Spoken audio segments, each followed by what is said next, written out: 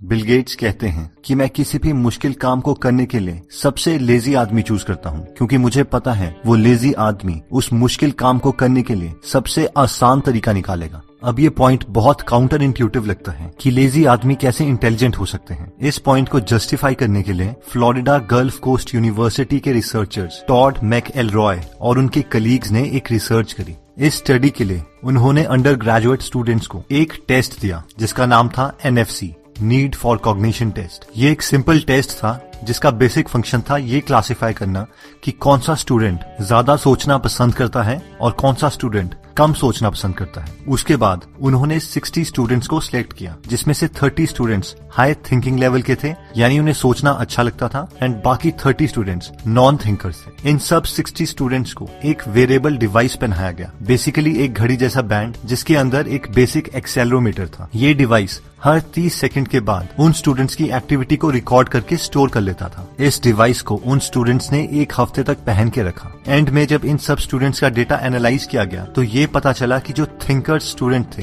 यानी जो ज्यादा सोचते थे, उनकी physical activity non thinkers students के कंपैरेटिवली बहुत कम थी। बेसिकली इस स्टडी का कंक्लूजन था कि जो लोग हायर थिंकिंग एक्टिविटी में इन्वॉल्व होते हैं वो बाकी दुनिया की नजरों में लेजी होते हैं, सुस्त होते हैं। इस पॉइंट से सारे लेजी लोग खुश हो सकते हैं कि वो बहुत इंटेलिजेंट हैं, लेकिन इसका काउंटर पॉइंट ट्रू नहीं है। जो सारे ब्रेनी लोग हैं वो जनरली लेजी होंगे, लेकिन सारे लेजी लोग इंटेलिजेंट हों ऐसा जरूरी नहीं है। नेक्स्ट पॉइंट कहता है disorganized desk is a sign of genius. एक बार किसी ने आइंस्टाइन से कहा कि आपका डेस्क तो बहुत ही डिसऑर्गेनाइज्ड है, और एक डिसऑर्गेनाइज्ड डेस्क एक डिसऑर्गेनाइज्ड माइंड का साइन है। इस पर आइंस्टाइन हंसे और बोले, अच्छा अगर एक डिसऑर्गेनाइज्ड डेस्क एक डिसऑर्गेनाइज्ड माइंड का साइन है तो बिल्कुल खाली डेस्क क्या खाली माइंड का साइन है? ये जानने के लिए कि अपनी चीजों को डिसऑर्गेनाइज्ड या ऑर्गेनाइज्ड रखने पर ह्यूमन माइंड में क्या फर्क पड़ता है, इसके लिए यूनिवर्सिटी ऑफ मिनेसोटा के रिसर्चर कैथलीन वोज और उनके कलीग्स ने एक स्टडी करी। उन्होंने पार्टिसिपेंट्स को अपने ऑफिस में बुलाया और उन्हें 2 ग्रुप में डिवाइड किया, ग्रुप A और ग्रुप B। इन दोनों ग्रुप को एक क्वेश्चनेयर सॉल्व करने के लिए दिया गया। ग्रुप A को वो क्वेश्चनेयर एक बहुत ही साफ सुथरे कमरे में बैठ के करना था, जबकि ग्रुप B को एक बहुत ही डिसऑर्गेनाइज्ड क्लटर्ड रूम में वो क्वेश्चनेयर सॉल्व करना था। क्वेश्चनेयर सॉल्व करने के बाद रिसर्चर्स ने पार्टिसिपेंट्स को किसी भी सोशल कॉज के लिए पैसे डोनेट करने के लिए कहा और साथ में उन्हें स्नैक के तौर पर चॉकलेट और एक एप्पल ऑफर किया। ग्रुप A जिसने क्वेश्चनेयर एक साफ सुथरे कमरे में बैठकर सॉल्व किया था, उन्होंने ग्रुप B के कंपैरेटिवली ज्यादा पैसे डोनेट किए और साथ में चॉकलेट के बजाय एप्पल को चूज किया, जिसका कंक्लूजन ये निकलता है कि जो लोग बहुत ही ऑर्गेनाइज्ड और साफ सुथरी जगहों पर रहते हैं वो बाकी लोगों के कंपैरेटिवली अच्छे डाइट डिसीजंस लेते हैं और सोशली ज्यादा एक्टिव होते हैं। लेकिन एक और स्टडी में रिसर्चर्स ने इन्हीं 2 ग्रुप पर एक और एक्सपेरिमेंट कंडक्ट किया। इन 2 ग्रुप्स को पिंग पोंग बॉल्स दी गई थी और इनसे कहा गया था कि इन बॉल्स को यूज करने के नए नए क्रिएटिव आइडियाज एक पेपर पर लिखें। बाद में इन सब के आइडियाज जो कि एक पेपर पर लिखे गए थे उन्हें जजेस को दिया गया, जो इन पार्टिसिपेंट्स को नहीं जानते थे। उन जजेस ने ग्रुप B के आइडियाज को, यानी उन ग्रुप को जिन्होंने सारे आइडियाज एक बहुत ही डिसऑर्गेनाइज्ड रूम में लिखे थे, ग्रुप A के कंपैरेटिवली बहुत ही यूनिक और क्रिएटिव बताया, जिसका कंक्लूजन साफ था कि जनरली एक मैसी रूम वाले ही ज्यादा क्रिएटिव आइडियाज जनरेट कर सकते हैं। आप चाहे किसी के भी रूम को देख लीजिए, Albert Einstein, Thomas Edison, Steve Jobs, इन सब के डेस्क हमेशा क्लटर्ड थे, डिसऑर्गेनाइज्ड थे, क्योंकि ये लोग अपनी सारी एनर्जी क्रिएटिव थिंकिंग में लगाना चाहते थे, ना कि चीजों को ऑर्गेनाइज करने में। नेक्स्ट पॉइंट कहता है कि इंटेलिजेंट लोग ज्यादातर अकेला रहना चाहते हैं। 2016 में ब्रिटिश जर्नल ऑफ साइकोलॉजी में नॉर्मन P. लाय और उनके कलीग्स ने एक स्टडी पब्लिश करी। ये स्टडी 15,000 एडल्ट्स पर की गई थी जिनकी एज 18 से 28 साल के बीच में थी। इस स्टडी के रिजल्ट्स बहुत ज्यादा सरप्राइजिंग थे, जैसे कि इस स्टडी से पता चला कि जो लोग बहुत ज्यादा डेंसली पॉपुलेटेड एरियाज में रहते हैं वो लोग इन जनरल अपनी लाइफ से कम सेटिस्फाइड हैं उन लोगों के कंपैरेटिवली जो लोग कम डेंसली पॉपुलेटेड एरियाज में रहते हैं। यानी इन शॉर्ट, गांव वाले लोग शहर वाले लोगों से ज्यादा सेटिस्फाइड होंगे। सेकंड, जो लोग ज्यादा सोशल हैं, अपने दोस्तों के ज्यादा करीब हैं, वो लोग जनरली अपनी लाइफ में ज्यादा खुश रहते हैं उन लोगों के कंपैरेटिवली जो अपने दोस्तों से कम कनेक्टेड हैं। और फाइनली इस स्टडी की सबसे इंटरेस्टिंग फाइंडिंग्स ये थी कि जब भी इंटेलिजेंट लोग अपने दोस्तों के साथ टाइम गुजारते हैं वो ज्यादातर दुखी हो जाते हैं। ऐसा क्यों है? क्योंकि जो लोग ज्यादा इंटेलिजेंट हैं या अपनी इंटेलिजेंस को ज्यादा यूज करते हैं, वो लोग ज्यादातर किसी लॉन्ग टर्म ऑब्जेक्टिव के पीछे लगे हैं, और कोई भी ऐसी चीज जो उन्हें उनके गोल से दूर ले जाती है, उनसे वो ना खुश हैं। आप किसी भी टॉपर को ले लीजिए, किसी भी सीरियस बिजनेसमैन को ले लीजिए, वो ज्यादातर कम सोशल होते हैं। इवन की पीटर थील अपनी बुक 0 to 1 में बोलते हैं कि जब भी आप एक स्टार्टअप खोलते हो, ये आपके और आपके पार्टनर्स के बीच में एक मैरिज की तरह है। आप अपनी जिंदगी के बहुत कीमती साल अपनी फैमिली के साथ नहीं, बल्कि अपने पार्टनर्स के साथ गुजारते हो, और इसीलिए आपका और आपके पार्टनर्स के बीच में अच्छा रिलेशनशिप होना बहुत इंपॉर्टेंट है।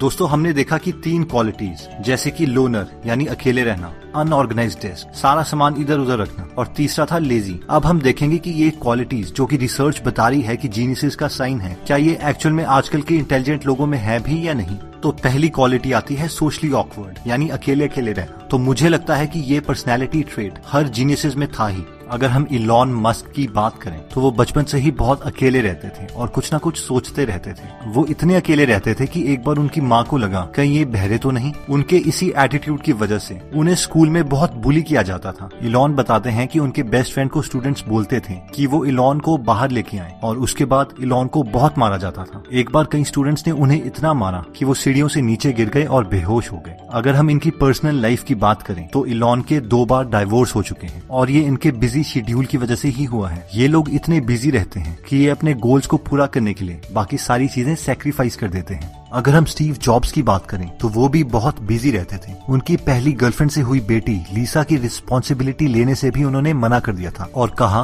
कि ये मेरी बेटी नहीं है। फेसबुक के फाउंडर मार्क जकरबर्ग के बारे में भी ऐसा ही कहा जाता है कि वो भी बहुत सोशली इनएक्टिव है। अगर हम second personality trait unorganised desk की बात करें तो ये कई पर्सनैलिटीज के लिए बिल्कुल गलत होगी। जैसे कि mister APJ Abdul Kalam sir, वो अपनी बुक विंग्स ऑफ फायर में लिखते हैं कि वो सोने से पहले ही विजुअलाइज कर लेते थे कि उन्हें अगले दिन क्या करना है, और उसके बाद ऑफिस में पहुंच के सारी की सारी फाइल्स को एक जगह ऑर्गेनाइज कर लेते थे और उनको प्रायोरिटी वाइज सेट कर लेते थे। उसके बाद वो अपनी हाईएस्ट प्रायोरिटी की फाइल निकालते और उसमें घंटों तक डूब जाते। जब तक वो खत्म नहीं होती थी वो दूसरा टास्क नहीं उठाते थे। इन शॉर्ट, कलाम सर बहुत ऑर्गेनाइज्ड थे। वैसे ही अगर हम इलॉन मस्क की बात करें तो हो सकता है उनका डेस्क डिसऑर्गेनाइज्ड हो, लेकिन उनका पूरा दिन बहुत अच्छे तरीके से ऑर्गेनाइज्ड होता है। वो रात को 1 बजे तक काम करते हैं और 6 घंटे की नींद लेके सुबह 7 बजे उठ जाते हैं। ज्यादातर अपना ब्रेकफास्ट स्किप करते हैं और पूरे हफ्ते अपनी 2 कंपनीज स्पेसएक्स और टेस्ला मैनेज करते हैं। मंडे और फ्राइडे के दिन वो स्पेसएक्स में काम करते हैं जिसका मिशन है मार्स पर जाना, और ट्यूसडे, वेडनेसडे और थर्सडे के दिन वो टेस्ला पर काम करते हैं जो कि एक इलेक्ट्रिक कार कंपनी है। वो एटलीस्ट 80 to 100 आवर्स हर हफ्ते काम करते हैं। इन सब के बावजूद वो अपना आधा दिन एक non profit organization open artificial intelligence में भी स्पेंड करते हैं। उनका 80% टाइम इंजीनियरिंग और डिजाइन डिपार्टमेंट में स्पेंड होता है। अगर हम लास्ट क्वालिटी लेजीनेस की बात करें तो कोई भी इंटेलिजेंट पर्सन लेजी तो किसी हालत में नहीं है।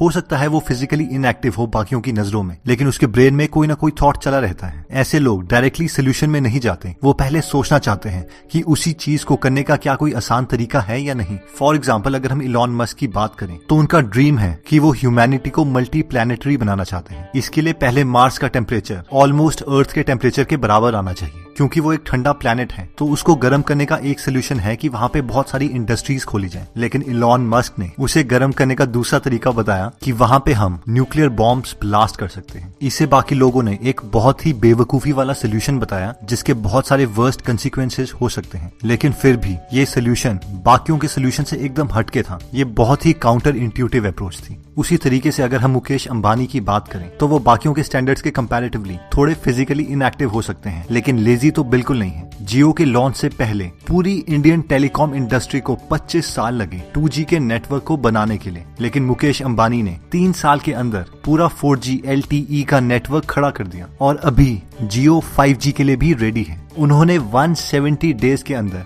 100 मिलियन कस्टमर्स गेन कर लिए, जो कि यूके के पॉपुलेशन से 1.5 टाइम्स ज्यादा है। और जियो का डेटा रेट पूरी दुनिया में सबसे कम है। ये यूएसए के प्राइस से 1/10 के प्राइस पर है। बाकी आप लोग बता सकते हैं कि ये 3 क्वालिटीज लेजी, अनऑर्गेनाइज्ड और सोशली ऑकवर्ड, क्या ये एक्चुअल में जीनियस का साइन है जैसे कि रिसर्च बता रही है, या इसे गलत इंटरप्रेट किया जा रहा है? दोस्तों, अगर आप फ्री में हिंदी ऑडियो बुक समरी सुनना चाहते हैं तो डिस्क्रिप्शन में दिए हुए लिंक पे जाके आप हमारी गीगल ऐप डाउनलोड कर सकते हैं। वहाँ पे आप फेमस बुक सुन सकते हैं जैसे कि the miracle morning, you can and you will, how to make friends and influence people, E myth revisited, 0 to 1, Chanakya Niti, the one thing, power of habit, wings of fire, the monk who sold his Ferrari and many more. और हर हफ्ते इस app में हम एक नई audio book summary डालते हैं। दोस्तों, कमेंट सेक्शन में आप बता सकते हैं कि आप नेक्स्ट वीडियो किस टॉपिक पर चाहते हैं, ताकि हमें भी फीडबैक मिले और उसी टॉपिक्स को हम कवर करें। इस चैनल को जरूर सब्सक्राइब कर लीजिए और बेल का बटन दबा दीजिए ताकि आप ऐसी नॉलेजेबल वीडियोस कभी मिस ना करें। और इस वीडियो को लाइक जरूर कीजिएगा